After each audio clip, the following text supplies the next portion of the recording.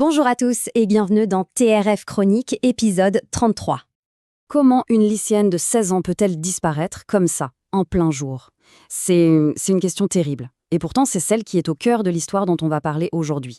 Une question qui a vraiment hanté une famille et même toute une communauté pendant des semaines interminables. Alors voilà, on est à Pessac, le 12 janvier. Tout commence comme n'importe quelle autre journée d'hiver. Tia Selemani quitte sa maison pour aller au lycée.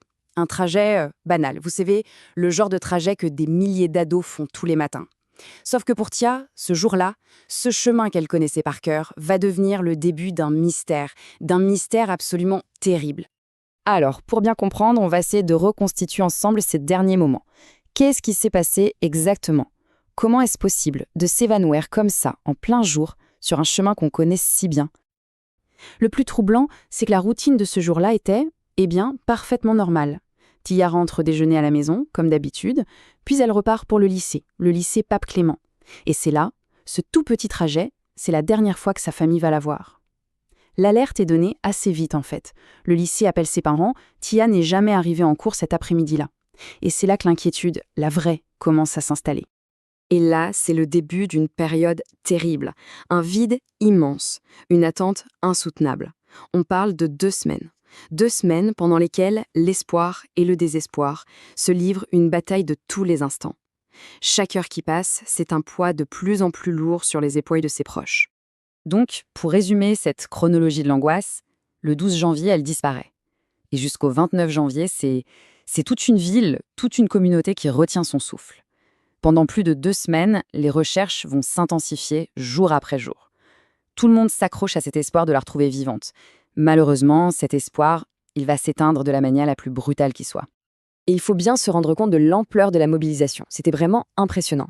Un élan de solidarité incroyable, mais teinté d'une angoisse palpable. Personne ne reste les bras croisés, non. Des citoyens, des voisins, des gens qui ne la connaissaient même pas, organisent des battues. Ils arpentent les rues, les parcs, en espérant. Et pendant ce temps, les autorités déploient tout ce qu'elles peuvent. Des drones pour survoler la zone, des plongeurs qui sondent les points d'eau, même des chiens spécialisés pour tenter de retrouver sa trace. Son visage est partout, dans les journaux, sur les réseaux sociaux. Et pourtant, Tiara reste introuvable. Et au cœur de toute cette agitation, il y a la douleur d'une mère. Ces mots sont absolument déchirants. Elle a dit « Je ferme la porte, mais je ne laisse pas la clé. Je me dis que peut-être, le soir, elle reviendra. » Imaginez une seconde, ce simple geste, ne pas tourner la clé. C'est tout ce qui lui reste d'espoir. L'espoir fou qu'un soir, la porte s'ouvrira et que ce sera elle.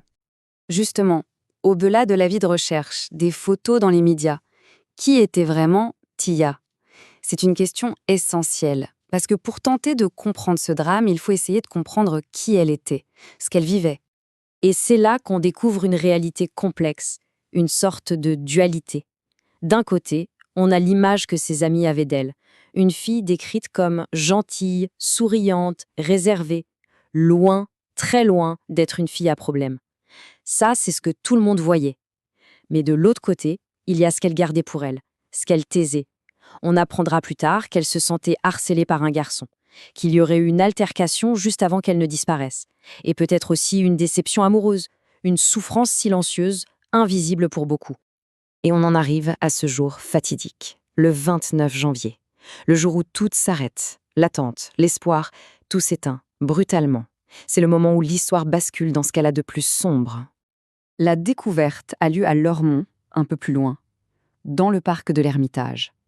C'est un promeneur qui, au détour d'un sentier, va tomber sur une scène terrible. Le corps d'une jeune femme. Et là, les 2 semaines d'incertitude insoutenable pour la famille, elles prennent fin. Mais elles laissent place à une certitude encore plus douloureuse. Très vite, le verdict officiel tombe. Le corps est formellement identifié. C'est bien Taya. C'est le procureur de la République qui l'annonce, confirmant les pires craintes de tout le monde. Il évoque tout de suite la thèse du suicide par pendaison et ordonne bien sûr une autopsie pour lever tous les doutes sur les circonstances de sa mort. Alors, une fois le choc de cette terrible nouvelle passé, ou plutôt une fois qu'il s'installe, vient le temps des questions, le temps du deuil. Et aussi le besoin crucial de soutenir toute une communauté, un lycée entier qui est complètement bouleversé. Face à un tel drame, l'Éducation nationale a réagi, et heureusement assez vite. Première étape très importante, l'ouverture d'une cellule d'écoute au sein même du lycée Pape Clément. Un espace vital pour que les élèves, mais aussi les professeurs, puissent parler, exprimer leur choc, leur tristesse. Ensuite, des équipes de sécurité ont été mobilisées pour encadrer, pour rassurer. Et enfin, un soutien plus global a été mis en place pour tout le monde dans l'établissement. Au milieu de cette douleur inimaginable, la famille de Tia a exprimé un souhait très fort, qu'elle soit inhumée à Mayotte, sa terre d'origine. Un dernier voyage pour la ramener là d'où elle venait. C'est un geste symbolique pour la reconnecter à ses racines. Et bien sûr, l'onde de choc ne s'arrête pas à la famille ou au lycée. C'est toute la région, toute une communauté qui est ébranlée. Parce que la mort de Taya, malheureusement, devient le symbole tragique d'un mal-être qui peut toucher nos adolescents. Et ça nous force tous à nous poser des questions. Parce que s'il y a bien une leçon, une seule chose à retenir de cette histoire absolument bouleversante, c'est ça. Le silence face au mal-être n'est jamais la solution. Jamais. Souffrir en silence, que ce soit à cause du harcèlement, de la solitude, d'un chagrin, c'est un piège. Il faut savoir qu'il existe des ressources, il existe des gens prêts à écouter. Alors, prenons un instant pour rappeler ces ressources, c'est capital. D'abord, pour tout ce qui touche au harcèlement à l'école, qu'on en soit victime ou simple témoin, il y a un numéro, le 3020. C'est gratuit, c'est anonyme, il ne faut pas hésiter. Et aujourd'hui, on le sait, le harcèlement continue souvent en ligne. Pour tout ce qui est cyberharcèlement, il y a un autre numéro, tout aussi important, le 3018. Enfin, et c'est peut-être le plus important, pour quiconque se sent dans une détresse profonde, pour quiconque a des idées noires, des pensées suicidaires, il existe une ligne d'écoute, disponible 24 heures sur 24 et 7 jours sur 7. C'est Suicide Écoute. Le numéro, c'est le 01 45 39 40 00. Vraiment, un simple appel peut tout changer. Parler peut sauver une vie. L'histoire de Tia nous laisse avec cette question fondamentale. Ce n'est pas seulement le récit d'une tragédie personnelle, c'est un miroir tendu à notre société qui nous interroge sur notre capacité à écouter, à voir les signaux de détresse et à protéger les plus vulnérables. Quelle est notre part, à chacun, dans cette responsabilité collective ?